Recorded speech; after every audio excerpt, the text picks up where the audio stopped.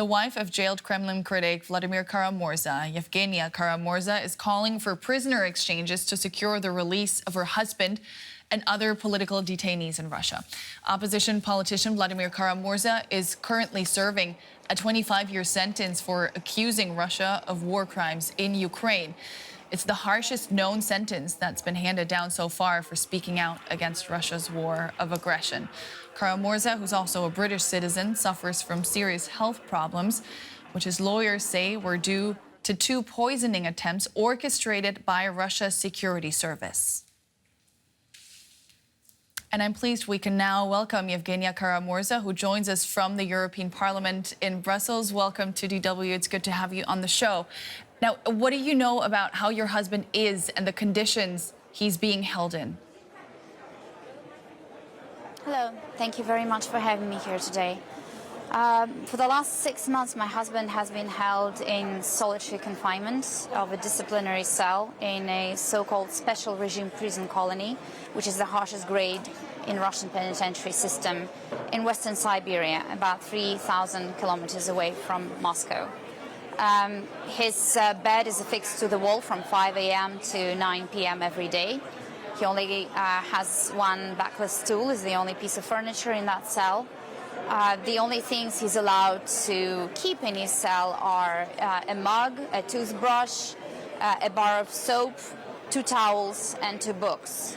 He gets an hour and a half of reading or writing a day when letters and pen and paper are brought to him. And he gets 90-minute daily walks in a small courtyard where he, again, does not see anyone and has absolutely no human contact except with his lawyer a couple of times a week. Now, following the death of Alexei Navalny earlier this year, how concerned are you about your husband's health and safety? The violent, brazen murder of Alexei Navalny, I'm afraid, did not add to my fears, because I've been afraid for my husband's life for many years.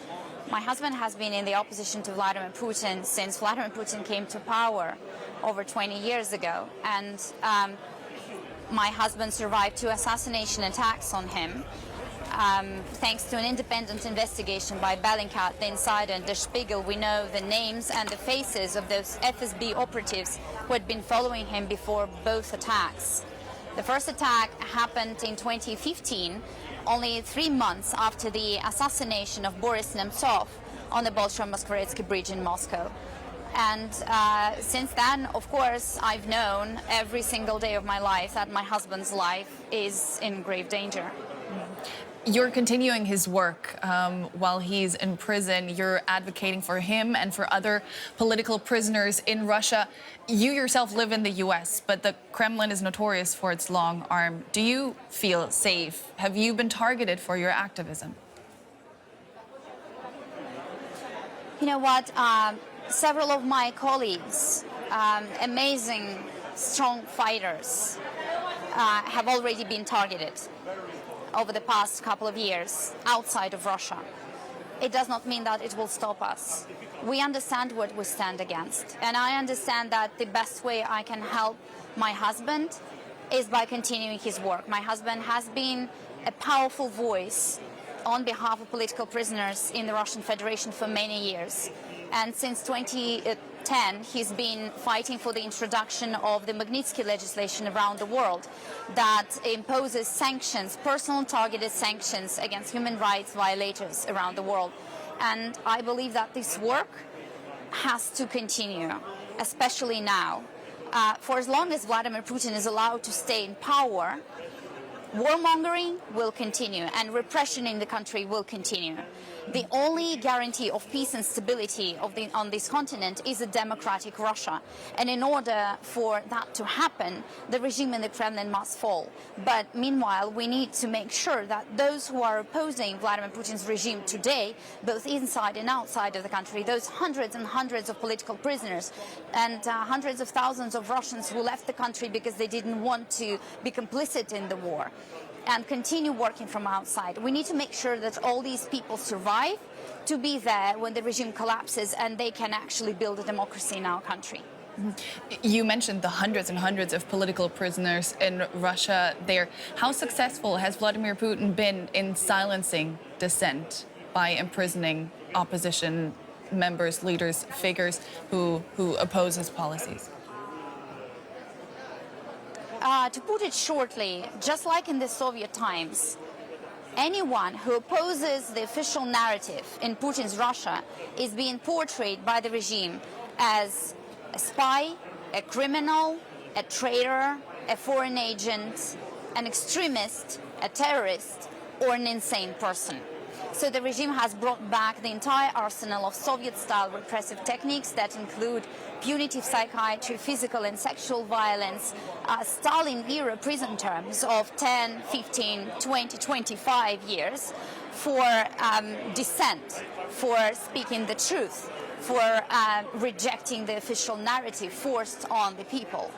So the level of repression in the country is truly frightening. According to Memorial, Russia's most respected human rights organization and co-laureate of the Nobel Peace Prize, the number of political prisoners in Russia now approaches 700 people, and those are very conservative estimates, as Memorial itself says. It says that the actual number of political cases in the country is twice or three times as high. And according to a recent media investigation, there have been more politically motivated trials during Vladimir Putin's fourth term alone as under Soviet leaders Nikita Khrushchev and Leonid Brezhnev combined. Yeah, we don't have much time, but I do want to specify what I wanted to know is if by imprisoning those opposition figures, is he really taking their voice away, or is he being unsuccessful because people like you are speaking on their behalf? I don't believe that you can silence the truth. I believe, just like my husband, that the thing the dictators are most afraid of is the truth and publicity. So speaking about that, talking about these people who end up behind bars, naming their names and telling their stories is hugely important, because not only it provides them with some measure of safety behind bars, but it also allows the world to see, and I believe that these stories deserve to be heard. These stories of bravery, of courage, of human integrity deserve to be known, because what Vladimir Putin is trying to do is to destroy that alternative, that democratic alternative to his regime. And these people are the faces of that democratic Russia that we all want to see. Absolutely, and you're part of that brave story. That was Evgenia Kara-Murza, the wife of imprisoned Russian opposition figure Vladimir Kara-Murza. Thank you so much for your time, and all the best to you and your husband.